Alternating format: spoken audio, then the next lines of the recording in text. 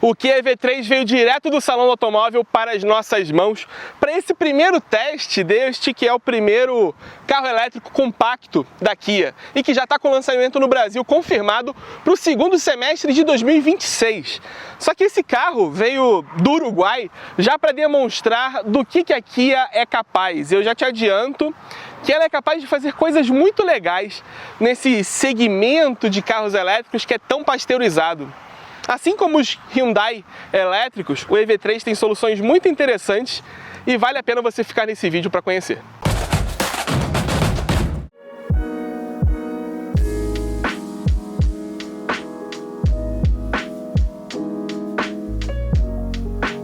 Eu já vou falar mais detalhes do EV3, calma. Antes de seguir, não deixe de se inscrever aqui no canal da Quatro Rodas e de clicar no sininho para você ser notificado toda vez que tiver um novo vídeo publicado por aqui, coisa que acontece em geral 2 vezes por semana. E apontando seu celular para esse QR Code aqui do lado, ou clicando no link na descrição do vídeo, você pode assinar o conteúdo da Quatro Rodas e receber a revista na sua casa mensalmente, com um bom desconto nessa época do ano. Já fica aí o spoiler. A Kia tem um plano bem sólido de expansão da sua gama de carros elétricos para os próximos anos. Eles estão, na verdade, vindo do patamar mais alto até o mais baixo para ir preenchendo cada lacuna. Por exemplo, aqui no Brasil já vende o EV9 por R$750 mil e o EV5 por R$400 mil. E provavelmente você nunca deve ter visto na rua porque eles têm vendas bastante discretas, vendem pouco no Brasil. Mas são carros muito interessantes e o que mais importa talvez seja que a Kia vai preencher todos os espaços do EV9 até o EV1, chegando ao modelo mais compacto e elétrico. O EV3 mesmo já vai entrar num patamar de preço muito mais próximo da média de preços dos carros elétricos aqui no Brasil. Imagino algo ao redor dos 230, 250 mil reais para concorrer ali, por exemplo, com um Volvo X30. Só que esse carro, ele é um compacto que não é bem tão compacto assim. É bem verdade que os carros elétricos, principalmente os chineses, estão quebrando alguns paradigmas de dimensões. Só que esse carro tem 4,30 metros de comprimento. É o comprimento de um Aircross, de um Jeep Avenger. É um comprimento de SUV compacto mesmo, mas ele tem 2,68 de entre-eixos, que é a medida de um Volkswagen Taos. E como reconhecer um desses carros elétricos da Kia? Não é tão difícil, porque todos eles seguem mais ou menos essa linguagem de design, com farol disposto na vertical, com vários andares de blocos de iluminação, e esse bigodinho preto atravessando a frente.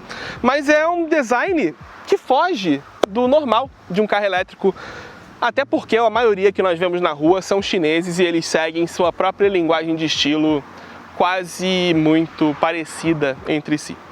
Tem uma tomada de ar, mas como um bom carro elétrico, uma tomada de ar ativa que só se abre quando os sistemas de arrefecimento de bateria e sistemas eletrônicos realmente precisam de um ar fresco. E essa preocupação com a aerodinâmica resultou em um coeficiente aerodinâmico de 0,26. Só que tem uma coisa que me deixou bem pensativo, que é o seguinte: existe uma preocupação aerodinâmica e mesmo assim esse carro ainda usa palhetas de metal. Não que isso seja realmente relevante, mas aquele tratamento aerodinâmico das palhetas de silicone, de borracha, nos carros mais mundanos faz diferença. Aqui que ele fica mais baixinho, pelo visto, o pessoal, a turma da engenharia aerodinâmica não se importou tanto. E eu vou te falar uma coisa, às vezes essas palhetas até duram mais do que aquelas que são maleáveis. Mero detalhe, vamos continuar falando do carro. E aqui está a prova de que carros com motor dianteiro podem sim ter um compartimento de carga, ainda que pequeno. Porque esse carro tem motor dianteiro, são 204 cavalos, que é uma medida muito comum em carro elétrico, porque isso é 150 kW. E aí ainda resta um espaço aqui para esses 25 litros de capacidade que podem ser sim aproveitados. Eu não sei se dá para colocar água aqui, gelo, porque tem um carpete logo em cima e ele se encaixa bem aqui, pode ser que balance e molhe. Mas é um local seguro para você colocar alguma coisa suja ou mesmo deixar o carregador em vez de ele ficar atrapalhando ou balançando lá na traseira. De resto, tem aqui claro, um compartimento para bateria de 12 volts, que é uma bateria de chumbo, não é de lítio. BYD costuma usar lítio. Tem o reservatório do lavador dos vidros e tem um localzinho aqui que é para você destravar o carregador. É um mecanismo de destravamento da tomada lá. E é isso. Só que sim, é possível ter todos os sistemas de um carro elétrico, inversores, carregador on-board, motor elétrico, ocupando o espaço dianteiro e ainda assim sobrar espaço para um compartimento, um frunk, um porta-malas frontal, que eventualmente pode ser útil. Na verdade, é uma das coisas que você só consegue ter num carro elétrico, nunca vai ser possível num carro a combustão. No máximo, você vai colocar o step aqui na frente, né? Como sabemos bem. Tem algumas coisas bem legais e outras nem tanto, e boa parte delas estão relacionadas com a plataforma eGMP, que é uma base compartilhada entre Hyundai e Kia, bastante avançada até em termos de carro elétrico. Nesse carro aqui, ou melhor, para os compactos, ela não usa arquitetura de 800 volts, como por exemplo no Ioniq 5, no EV5 ou no EV9. Ela usa arquitetura de 400 volts, mas para ser voltada para a economia que eu falo, economia mesmo de bateria, para o carro ser mais funcional mesmo e relativamente mais barato. Mas uma das coisas legais é o carregamento, que fica desse lado, no paralama do carro, que é uma posição que eu acho muito mais eficiente para um carro elétrico. Tem a tampinha aqui móvel, que não precisa ficar solta, pendurada. Tem aqui um comando para você destravar o carro, se você tiver com a chave. E além disso, tem a possibilidade de você utilizar a energia da bateria para alimentar algum sistema externo. E a propósito, pelo menos essa unidade aqui, até onde eu sei, as unidades que serão vendidas no Brasil, tem bateria de 81,4 kWh. É uma boa capacidade que, pelo menos no ciclo europeu, garante aí uns 605 km de autonomia. É muita coisa, principalmente para um carro relativamente pequeno entre os elétricos. É uma bateria muito grande, até considerando os pares dele, mas existe também uma versão com bateria menor, que aí tem uma autonomia ao redor dos 400 km. E essas medidas do WLTP, você pode tirar uns 20 a 30% quando é feita a homologação pelo Inmetro no PBEV. Ainda assim, será uma grande autonomia e um dos grandes destaques desse carro. Agora, uma coisa que eu não gosto tanto é dessas maçanetas que primeiro você tem que botar o polegar e depois puxar a porta com os dedos. Mas essa solução aqui de maçaneta que fica na coluna, como num Honda HR-V, não é tão difícil de ser encontrada no mercado, já é uma coisa que você consegue já se acostumar. Até o Avenger vai ser assim quando for fabricado no Brasil. E tem essa grande coluna C aqui, que ajuda não só a aproveitar melhor o espaço interno desse carro, que também é uma coisa muito valorizada no projeto dessa plataforma, como também aumenta a capacidade do porta-malas. Mas agora a gente fala da traseira com mais detalhes. Algumas coisas no design desse carro estão aqui para enganar. É o caso das molduras das caixas de roda, que na verdade são rentes à carroceria, mas sim, elas vão proteger alguma coisa porque não tem pintura, é plástico, é mais difícil ter algum dano ali se bater. E essa régua preta aqui também meio que se disfarça, se camufla como um vidro traseiro, mas é só uma régua plástica, ela acaba na verdade escondendo a câmera de ré. E meio que dá um aspecto de integração entre as lanternas, o vidro, até mesmo com as colunas e os vidros laterais. Também é uma nova abordagem de um estilo de design que a Kia já segue nos seus outros SUVs elétricos e na verdade até nos híbridos, porque o desenho dessa lanterna me lembrou um tanto o Kia Niro, que é um carro que, para os padrões da Kia, até vende bem no Brasil, tem preço aí abaixo de R$200 mil. E aí, abrindo esta tampa, que não tem abertura elétrica, nós encontramos esse bom porta-malas com 460 litros. 460, mas existe uma parte inferior onde se guarda o kit de reparos, carregador portátil, até mesmo a haste de reboque do carro. Tem uns kits também, até mesmo porque esse aqui é um carro que já deu uma passeada pelo mundo. Ele foi fabricado na Coreia do Sul e veio para o Brasil a partir do Uruguai, onde também é o Gandini quem representa a Kia. E ele vai voltar para o Uruguai, até porque ele é emplacado no Uruguai. Mas o carro que será vendido no Brasil será importado do México, o que até pode ajudar a melhorar seu preço de lançamento no Brasil, mas com certeza vai mudar o padrão de acabamento que nós veremos lá dentro agora. Mas antes é até legal destacar que esse carro tem tampão, tem a cortininha, uma persiana aqui para esconder a bagagem, coisa que alguns carros elétricos chineses, na verdade uma grande parcela deles atualmente, não tem mais. Acho que lá não é necessário, aqui é. Mas enfim, vamos lá dentro. E aqui dá para ver a vantagem de ter um grande entre-eixos e uma plataforma pensada para maximizar o espaço interno, porque sobra espaço para a perna, sobra algum espaço, eu consigo enfiar o meu pé embaixo do banco, a altura do assento traseiro é boa, não fica aquele assoalho te pressionando, fazendo o seu joelho ficar dobrado, e ainda assim o assoalho é plano. Então é uma vantagem frente a outros carros elétricos. Banco confortável, tem apoio de braço, tem um porta-copos aqui, legal. Tem saída de ar-condicionado traseira também, bem legal. Mas as portas USB não ficam nem dentro desse compartimento, ficam na lateral aqui, nessa parte plástica, que é o revestimento traseiro do banco dianteiro. E em cada um tem uma tomada USB-C.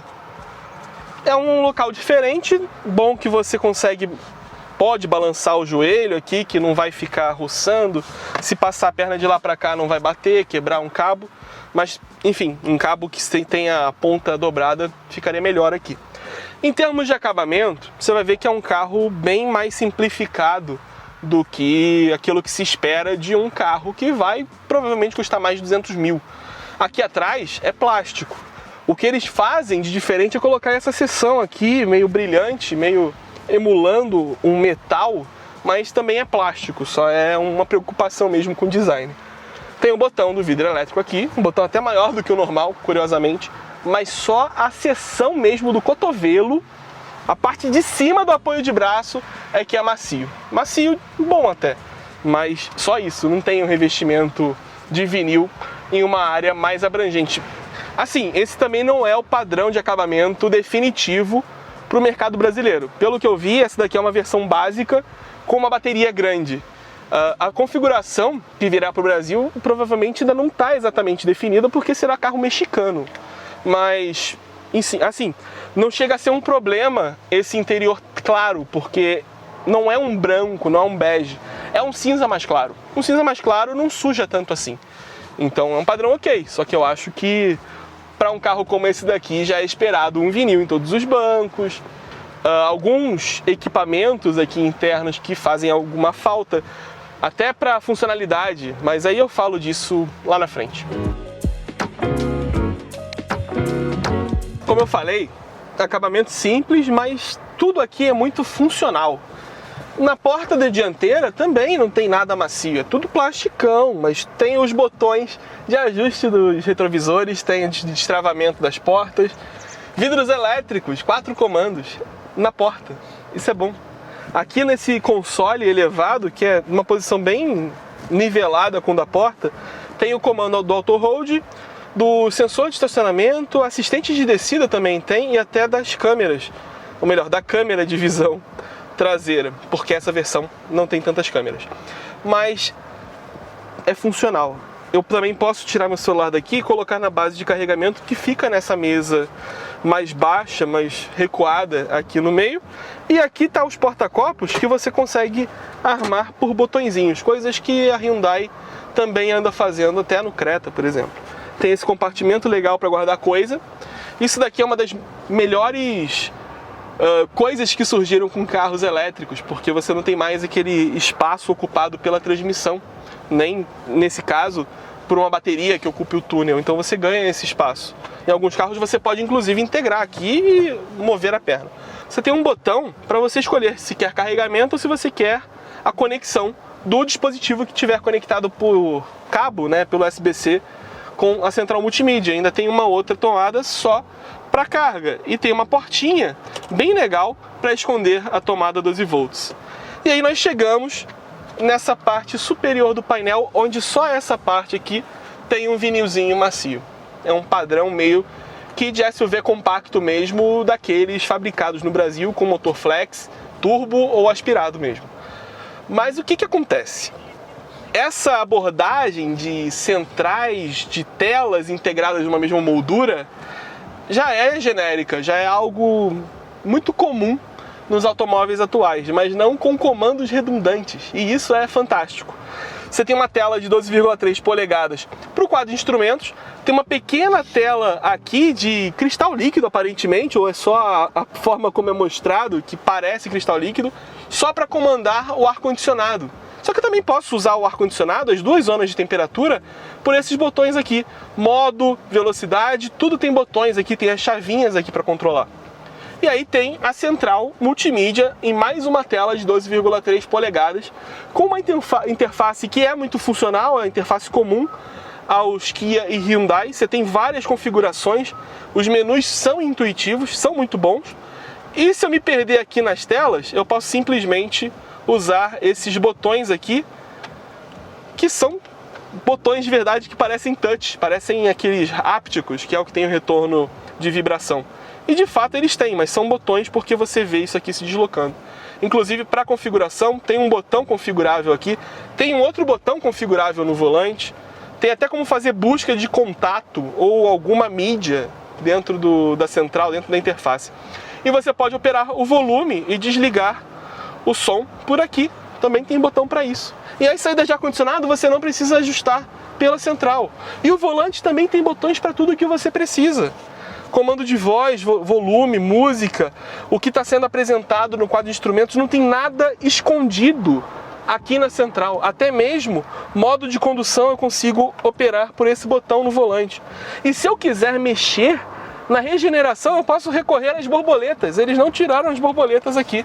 Não é para troca de marcha, é para só controlar o nível de regeneração. Tem 3 níveis, além do One Pedal, né? A função que você utiliza só o acelerador para controlar tanto a aceleração quanto a regeneração.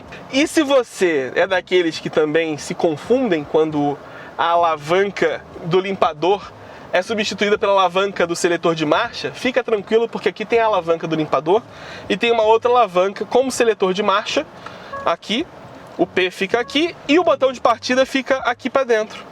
Também tem o botão de partida. Não é aquela coisa de, estou com a chave presencial aqui, pisei no freio e o carro deu partida. Isso daqui é bem na perfeição em se tratando de carro elétrico. Você não vai passar raiva, você consegue chegar, entender onde estão as coisas e se acostumar. Pelo menos é meu ponto de vista, um ponto de vista de quem está sempre dirigindo um carro diferente e sempre tendo que se acostumar. É claro que se eu compro um carro que concentra tudo numa tela, depois de um tempo eu vou me acostumar. Mas esse aqui é um tipo de carro elétrico que qualquer pessoa consegue dirigir, se acostumar e gostar. Agora vamos dar uma volta para ver se é tudo isso mesmo, né?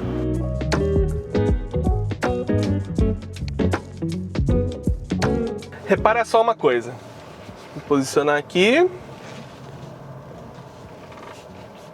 E vou acelerar. A frente subiu, o carro está com bastante força, são 28,8 kgfm de torque. E esse daqui ainda é o modo Eco. Uma coisa surpreendente é que mesmo o modo mais eficiente do carro, ele tem força. E ele tem uma entrega de força até bastante progressiva, mas ao mesmo tempo que não parece que ele está capando toda a força do carro. Isso é muito legal. Outra coisa legal é que assim, é um carro muito confortável, mas isso também tem relação provavelmente com o pneu. Medida 17, perfil 60, é claro que o carro vai ser um pouco mais macio. Só que a versão que deve vir para o Brasil provavelmente vai ter roda aro 19. E mesmo com roda aro 19, perfil é 50, também é um perfil alto. Então provavelmente será um carro bem confortável para o Brasil e não precisa de muito ajuste aparentemente. É um carro bem confortável, lida bem com imperfeição de asfalto. Só tem uma oscilação mais vertical e como você viu na aceleração, até agora que está na maior intensidade de regeneração, o carro tem uma oscilação longitudinal. Ele levanta a frente quando acelera e desce a frente quando começa a frear, regenerar. Ainda assim a modulação de pedal de freio é muito boa. Essa calibração dele é muito acertadinha, muito legal mesmo. E outra, vou entrar forte aqui na curva, ainda no modo eco. A carroceria inclina um tanto, até mais do que eu esperava para um carro elétrico com a bateria no fundo, mas seu piso, ele puxa. E puxa, né? Porque o motor elétrico é dianteiro, 204 cavalos, vale lembrar. E aí, se eu botar aqui no modo esporte, ainda tem um modo normal, modo personalizado e um modo neve, que aí ele lida melhor ali com a tração para não escorregar tanto, que é perigoso, né? Olha só, vou dar uma acelerada aqui. Aí ele tem uma força mais disponível e mesmo assim não é aquela força que chega a interferir na direção, né? Sendo dianteiro e tal. Não tem aquele power steer, que é a força meio que deixando o carro meio desgovernado. É muito legal a forma como ele entrega a força. E aí pisando forte, levando, né, no teste, ele faz o 0 a 100 em 7,5 segundos, arredondando ali. É até menos do que os 7,7 que a Kia divulga. É um carro com um desempenho bem bom. Silencioso também. E ó, a forma como ele deixa voltar a acelerar cedo. É claro, o pneu perfil 60 tem uma deriva grande, você sente o pneu dobrando e aí o pneu começa a gritar. Não tem aquele grito tão imediato quanto um perfil fino. É diferente também, porque é difícil o carro elétrico ter um pneu tão carnudo assim, mas bem agradável, bem silencioso, até para um carro tão quadrado assim. Aqui está uma ventania e essa ventania está interferindo até um pouco no oscilar da carroceria, mas é uma ventania bem forte mesmo, de bastante vento. E sabe por que eu dou tanto valor à borboleta para regular a regeneração? Porque quando isso fica na central multimídia, você não consegue aproveitar a regeneração ou a rolagem do carro da forma como você mais quer. Aqui, por exemplo, agora ele está no modo automático. Se tivesse um veículo na frente, ele usaria o radar do ACC e a câmera dos sistemas de assistência para fazer esse controle da regeneração automático, uma coisa muito boa. Eu mostrei isso recentemente nos carros da MG, MG4 e MG S5. Mas aqui eu também posso usar outra borboleta para ativar o modo One Pedal. Agora ele já está no One Pedal com maior intensidade, então eu consigo acelerar e controlar num trânsito. É suficiente essa desaceleração, depois que você entende ela, para você rolar, né, deixar o carro rolando no trânsito e parar. Ele para até o final. E ele deixa rolando. Parece que ele nem aplica o freio mecânico, né, os freios a disco das 4 rodas, para parar o carro, mas ele aplica assim no final. E isso ainda estou no modo esporte, né? Agora eu posso colocar nível 2, nível 1 e mais uma vez eu deixo o carro sem qualquer regeneração. Isso é legal, se você está numa descida, você deixa o carro rolando, ele não vai reduzir a velocidade, ele não vai manter a velocidade, ele vai ganhar velocidade. Ele vai conseguir aproveitar aquela descida e depois você chama na regeneração, você consegue recuperar uma bateriazinha, uma carguinha, dependendo da diferença de altura ou do comprimento, da extensão dessa descida. Isso é muito bom. Depois que você entende isso, fica ainda melhor. E aí então, como é que eu faço? Se eu seguro a borboleta do lado direito, ele entra no modo automático. Se eu seguro a borboleta do lado esquerdo, ele entra no One Pedal e eu consigo fazer a regeneração. Se isso tivesse em todo carro elétrico, seria ótimo. Esse pequeno detalhe, essa sensibilidade, essa preocupação com o detalhe que os coreanos têm, que fazem falta nos japoneses, nos americanos, nos chineses, nos europeus. Eles estão fazendo um trabalho muito legal. Essa plataforma também permite que essas coisas sejam feitas, né? Tem muito carro chinês nesse nível de potência, nesse nível de tamanho, que não consegue ter uma regeneração tão intensa, não consegue ter um One Pedal. Esse carro tem. Esse carro tem os botões, esse carro tem essas borboletas para você fazer esse controle. Isso é o que faz a diferença. Isso que faz a diferença desse carro. O que faz ele se destacar entre os outros. Não é só o design, não é só o fato de ser um Kia. É essas coisas que fazem a diferença no dia a dia. Fico até imaginando como é que seria um EV1, que vai vir aí nos próximos anos. Não sei se para o Brasil, mas que vai ser lançado, vai. Que já está trabalhando, inclusive, para mostrar, muito em breve, imagino que já em janeiro, o EV2. esse sim, um carro muito competitivo, principalmente para a Europa, onde esse carro aqui também já está fazendo sucesso. Enfim, os Kia são carros muito legais, mas que, como eu disse, não tem muita venda no Brasil, não fazem tanto sucesso, são mais caros do que seus pares, mas são carros muito legais mesmo. Para quem tem disposição de pagar mais caro para levar um carro que tem equivalentes mais baratos, gostando assim é justificável. Olha a ventaninha aqui fazendo efeito. Enfim, baita carro, baita produto.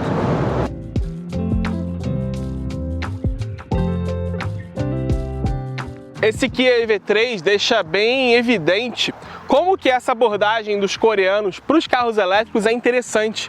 Na verdade, a Kia e a Hyundai, até mesmo nos carros a combustão ou nos híbridos, tem uma abordagem muito legal entre manter os carros atualizados em termos de tecnologia e também manter os botões, os comandos mais necessários sempre disponíveis e sempre à mão, sem que isso pareça ultrapassado. Eles são muito felizes nisso e o EV3 vai por esse caminho, não é algo que precise ser tirado quando você faz um carro elétrico compacto. E eu acho que é justamente isso o que pode destacar um Kia EV3 ou mesmo um EV5, um EV9 nesse segmento tão competitivo e tão difícil, porque ele na verdade está concorrendo com carros chineses. Até mesmo o Volvo EX30, que será um dos seus principais rivais, é feito na China com custos da China. Isso é uma dificuldade. Talvez, trazendo do México, esse carro consiga ser mais barato até do que eu estou imaginando. Mas ainda é uma questão delicada. E não parece não, mas depois que você começa a usar esses carros que concentram tudo na central multimídia e chegam até a eliminar o quadro de instrumentos para jogar informação para a central, você passa a dar valor para esses botões, para esses comandos, para essas coisas de carros convencionais que ninguém pediu para tirar. E acho que é isso que me deixou tão feliz em ver esse EV3 agora e já poder saber que ele defende as velhas questões de usabilidade de um automóvel. Não precisa que um carro elétrico abra mão desses sistemas para ser um carro elétrico tecnológico.